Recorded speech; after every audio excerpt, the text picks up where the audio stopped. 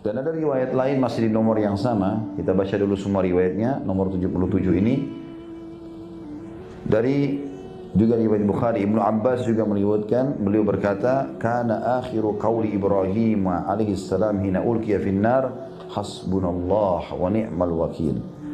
Akhir kata-kata Nabi Ibrahim alaihissalam saat dilemparkan ke dalam api ialah, "Cukuplah Allah menjadi penolong kami dan Allah adalah sebaik-baik pelindung." Surah Al-Imran 173. Kalimat ini kalimat penolong di saat seseorang muslim dalam keadaan genting, dalam keadaan sulit. Bahkan seseorang kalau bisa mengamalkan dalam setiap ucapannya ini, baik itu masalah kecil atau masalah besar, dia mengatakan hasbunallah wa ni'mal wakil. Kata para ulama, Allah pasti akan tutupi permasalahannya itu. Dan Ibnu Abbas radhiyallahu anhu menyebutkan di sini tentang masalah Ibrahim alaihissalam mengucapkan pada saat dilempar di api untuk menjelaskan, ketahuilah kalau Ibrahim alaihissalam selamat justru karena kalimat ini. Api berkobar, dilempar ke dalamnya dan selamat justru karena kalimat hasbunallah wa ni'mal wakil. Ada yang fitnah Bapak Ibu sekalian, hasbunallah wa ni'mal wakil. Ada yang ganggu, hasbunallah wa ni'mal wakil. Selalu kita ucapkan. Allah akan jadi pelindung bagi dia. Ya. Kita pasti akan ditolong dan kita akan dilindungi. Dan kasus Nabi Muhammad SAW disebutkan dalam hadis ini. Dan Nabi Muhammad SAW ucapkan pada saat orang-orang berkata kepada beliau. Jadi ini ahli tafsir mengatakan ini terjadi pada saat kasus Hamrat Asad. Peperangan Hamrat Asad. Jadi di perang Uhud Nabi SAW muslimin sempat terkalahkan dan luka-luka semua badannya. Ini pernah saya ceritakan kisahnya. Tidak ada satupun sahabat termasuk Nabi SAW kecuali luka. Dan minimal mereka punya 3 luka di badannya. Sabetan pedang, tombak, luka semuanya. Sampai ada sahabat gak bisa lagi jalan. Tinggal dipikul lalu dimasukkan ke dalam rumahnya. Itu terjadi di tahun 3 Hijriah di hari Sabtu. Pas sudah selesai perang terjadi habis duha. Kemudian selesai peperangan menjelang asar. Sudah sore, orang-orang musyrik sudah pulang. Nabi SAW pulang bersama muslimin. Jenazah-jenazah dikuburin syuhada Uhud, kemudian pulang ke Madinah. Waktu tiba di Madinah, tiba waktu sholat maghrib dan isya, Nabi SAW imami sholat sedikit sekali sahabat yang hadir. Karena mayoritasnya luka di perang. Yang ikut perang kan sekitar 700 orang. Ya. Bersama Nabi SAW.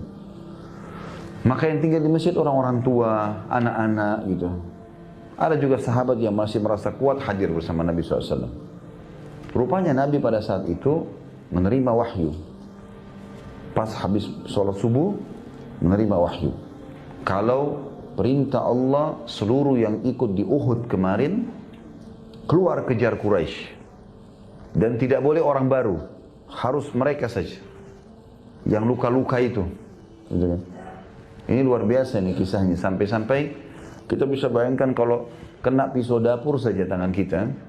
Ya, dan berdarah itu sudah sakit luar biasa. Atau mungkin kena apalah ya. Kakinya kena paku misalnya. Ini badan mereka minimal diantara mereka itu kena 3 sabetan pedang. Atau tusukan tombak. Luka. Ada yang penuh 70 luka di badannya. Gitu kan? Tapi perintah Allah SWT suruh keluar mereka. Maka para utusan Nabi SAW keliling Madinah. Wahai yang hadir di Uhud kemarin. Dan bukan selain kalian. Tidak boleh orang baru. Bukan orang yang sehat. Yang sakit-sakit itu kemarin. Semuanya kalian diperintahkan oleh Allah. Wahyu telah turun kepada Nabi SAW untuk menyerang Quraisy. Uniknya pada saat itu. Semua sahabat yang tadinya luka-luka ini bangkit. Bangun. Ada yang jalan merangkak, ada yang dipikul sama temannya, ada yang dibantu oleh anak-anaknya dinaikkan di atas kuda. Pokoknya mereka jalan semua. Sampai ada 2 anak muda, seluruh kepalanya sampai kakinya luka. Adik kakak umur 16-15 tahun dua-duanya. Mereka tergeletak, ibunya lagi rawat. Lewat depan rumah mereka, utusan Nabi SAW. Hai yang sudah ikut di Uhud kemarin, muslimin. Rasulullah SAW dari wahyu menyuruh kalian menyerang Quraisy. Dan Nabi SAW menunggu sekarang di pintu gerbang Madinah. Maka si kakak bilang sama adiknya, Bagaimana bisa kita tetap di ranjang sini sementara utusan Rasulullah SAW sudah memanggil kita? Adiknya bilang, bagaimana caranya kita pergi? Bergerak dari ranjang aja nggak bisa. Kata kakaknya, saya seret kamu beberapa langkah, kamu seret saya beberapa langkah. Harus kita pergi. Lalu mereka saling seret-seret berdua dalam kondisi luka. Sampai orang yang lihat menyaksikan nangis semua pada saat itu. Kejadian luar biasa ya. Pasukan Nabi SAW berkumpul di pintu gerbang Madinah, semuanya luka. Dalam kondisi kesakitan. Ya, mereka masih ada yang ditampal dengan daun-daun badannya. Lalu Nabi SAW melihat mereka, lalu mengatakan, bergeraklah. Bergerak, jalan. Bukan pasukan baru ini. Rupanya, orang-orang munafik di Madinah mengirim informasi kepada Quraisy. Quraisy masih istirahat di satu tempat namanya Hamrat Asad. Lokasi. Ya, kalau Hamrat Asad ini terjemahnya sebenarnya singa merah ya. Itu makna, itu nama sebuah gunung di sana. Yang gunung itu kelihatannya bentuknya mirip singa dan warnanya kemerah-merahan. Itu sebagian hadis sejarah mengatakan. Sebagian lagi mengatakan memang di situ diberikan nama saja Hamrat Asad. Ya. Maka orang-orang Quraisy bingung. Mereka lalu bertanya kepada orang-orang munafik yang datang bawa informasi. Yang Muhammad bawa ini, pasukan baru atau pasukan kemarin? Kata mereka yang kemarin, dalam kondisi luka-luka. Gitu. Jadi bukan orang baru untuk berperang.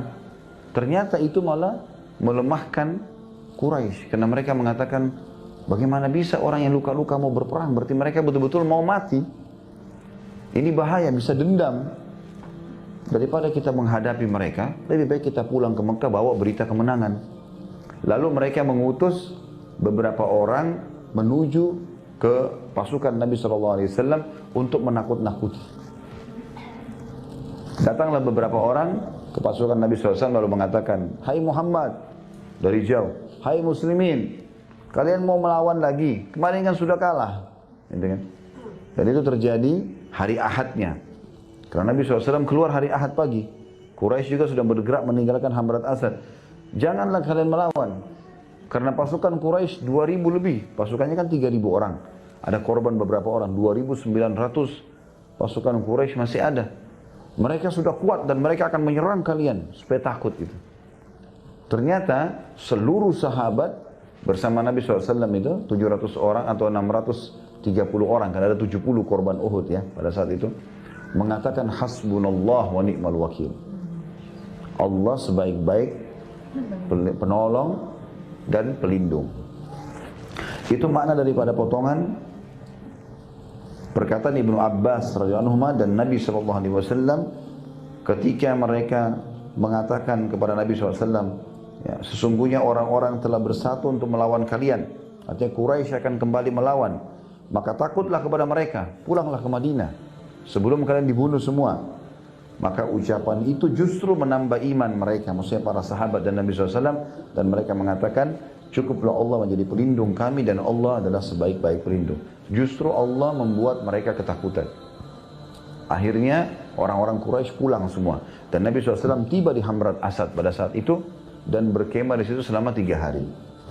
Untuk membuktikan pada Quraisy memang betul-betul mau berperang. Tentu banyak hikmahnya di sini. Hikmah yang pertama, perang Uhud adalah perang kedua muslimin. Artinya masih baru berperang. Sebelumnya Badar menang, sekarang Uhud kalah, gitu kan? Maka itu membuat syok secara kejiwaan. Supaya sahabat tidak syok berperang, tetap mau berperang, maka hikmah ilahi disuruhlah mereka keluar. Dan ternyata betul, dengan mereka keluar, Quraisy takut. Jadi tidak berpengaruh masalah luka-luka mereka itu, gitu kan? Akhirnya mereka pulang ke Madinah dalam kondisi puas. Walaupun mereka dikalah di Uhud, ternyata di Hamrat Asad mereka tunggu sampai 3 hari, Quraisy nggak berani datang. Maka menghidupkan kembali ma'nawiyah dalam bahasa Arab, artinya semangat itu kembali lagi hidup ya, untuk berperang. Dan betul terjadi.